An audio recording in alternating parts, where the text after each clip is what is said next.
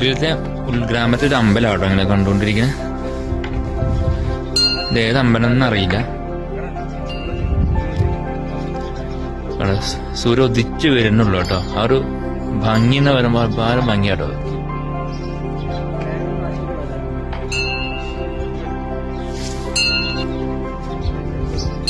ഒരു അമ്പലത്തിന്റെ ബാക്ക് വശട്ടോ ഒരു മരത്തിൽ കൊത്തി വെച്ചിട്ടുള്ള ഒരു പ്രതിമ പോലത്തെ ഒരു ശില്പങ്ങൾ കാണാം കേട്ടോ. ഇതെന്താണെന്ന് മനസ്സിലാവണില്ല.